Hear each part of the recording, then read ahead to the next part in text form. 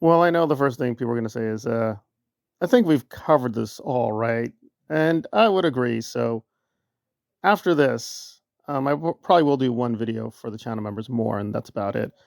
That will be taking a Nora break because really, you can only take so much Nora. But I do think this is worth emphasizing that Nora is a flexible person, not in a good way. So let me just jump to it, and let me do a preface note because, well, there's no nice way of putting it. Me and Dana Rotting Jules, who again in the past has done some excellent research, have we've come to a little bit of a split, and again, don't want to hide that because Dana is going to be important because she's speaking up for Virginia, and Virginia and Mike were much closer in the past, but they also have had a bit of a falling apart. I don't know the exact status of where they are now, but it does seem like they're in a kind of a chilly area.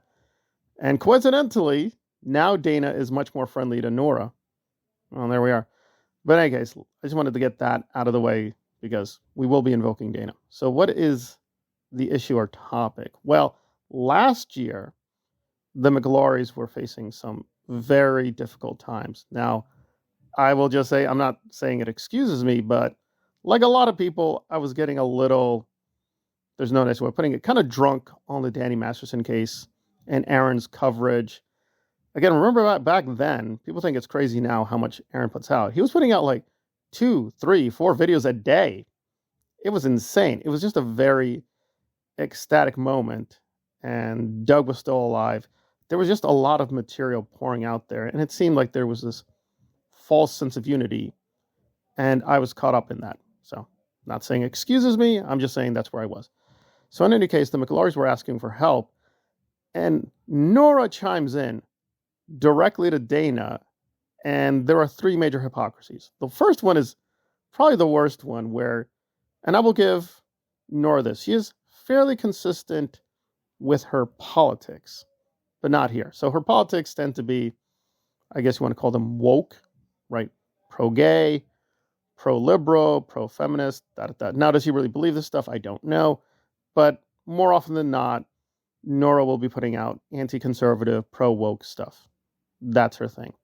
So she literally admits that, yes, usually I would say old people should be getting shelter and should be getting decent housing. However, in other words, the McGlories are an exception. She says, yeah, usually I think the rich people should be forced to help these people. But what? And the answer is the McGlories were exposing her. So the McGlories need to be treated a little differently. You know, they're not exactly who we think they are. They're not as vulnerable. Maybe we need to think about this more carefully. So she's literally contradicting her political stance of what, 20, 25 years? Because. Okay. And then we get into the more of the substance of these tweets, and it's pretty ridiculous and hilarious. Because today, Nora is saying that Mr. Mike Rinder needs to answer certain questions. Mr. Mike Rinder is a criminal. Mr. Mike Rinder, blah, blah, blah. Mr. Mike Rinder, blah, blah, blah, blah, blah. And here in the tweets, she's like, when Dana challenges her, saying, like, well, what about Rinder? Are we going to bring up questions about him? And Nora's like, Rinder? Rinder, Karen? No, Karen and Rinder, they're their own people. You know, I don't really know. I can't speak for them. I don't really have enough to speak about them. She's taking a stance of like objectivity and complete neutrality, saying, you know, Rinder's his own person. I don't speak for Rinder. Can't say anything about Rinder. And now she's like, we all need to talk about Rinder. We're all obligated to talk about Rinder. Well, what happened? What happened in a year? I guess she got a magical ray gun and zapped herself and remembered certain things. I guess that's what happened. So yeah, back then, Rinder was a nice old guy. Just leave him alone. I mean, you know, I don't even know him. Why would I talk about him? Okay. And then, what does she have that is going to discredit the McGlories? And Dana, again, we're in a different place with Dana now, but again, this is early Dana. Dana's like, well, you guys have spoken up for a while. She's talking about SPTV, right? You've had the floor for about a decade. Let's let other people speak. How about that? Right? So she's just noting, listen, I'll look at your info, but first you need to answer certain questions. We need to start there, right? Because you guys have just been babbling to the media, and we just accept your story.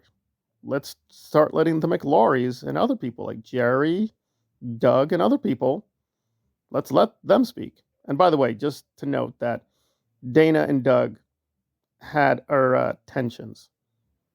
Dana says that they were in a good place when Doug died. I don't know that for sure. But anyway, but her basic point does stand that the dialogue, the conversation was being dominated by Karen, Rinder, and Aaron, and yes, even Nora. And Dana's like saying, okay, fine, let's look at that info, but first, let's let other people speak. Like, why isn't Aaron letting them speak? He talks to a lot of people. I mean, he talks to convicted felons like Mr. Scoville, but with the McLaurys, Jerry, or other people, can't seem to find their number. Can't seem to find the time to talk to them. Why not? What's going on here? And Nora, of course, says, well, I can't speak. I don't understand. I mean, I don't authorize. I can't speak for Aaron. Which is now a complete lie, because she admits she and Aaron were part of a private group constantly communicating with one another.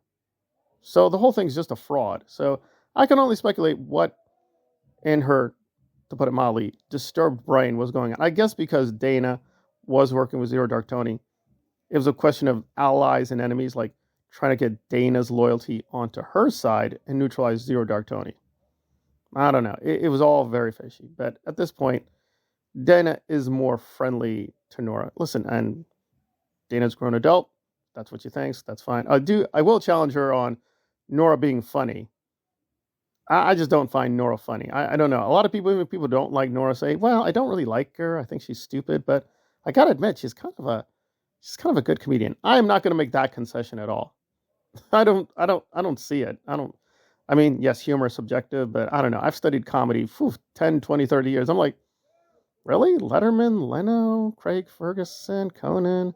We're not just talking American or even British comedians. I've studied a lot of different forms of comedy, right? And French films, German films, Chinese films. I'm like, what is Nora bringing to the table? I don't get it. She's not Charlie Chaplin here. I don't get it. But it's like, but apparently like, no. Not Robin Williams, not Richard Pryor, not even Christopher Reeves. We found our new great comedian prophetess, Nora. Well, we're just covering that the prophet here is not the merciful, generous, pro-woke spirit that she pretends to be. She apparently will contradict her own politics, contradict her own biography, just contradict everything just to get you on her side, at least for a little while, in her endless war to, I don't know, sell her hero image. I mean, what has this hero done? Oh, I work with John Travolta's. That's her heroism. I worked with John Travolta's guys. I helped them out with a dictionary. Okay. No hatred of Travolta, by the way. He seems actually like a decent guy, but really, I mean, if that's what you're bringing to the table, guys, I hung out with the Travoltas. Nice. All right, moving on. But yeah, we're going to close the chapter for Nora for a while. Though I'm sure she's going to give us some more psychotic rantings real soon. But yeah, we'll take a break and concentrate on other people, because you can only take too much Nora for a while, and then you got to relax and detach, in my humble opinion.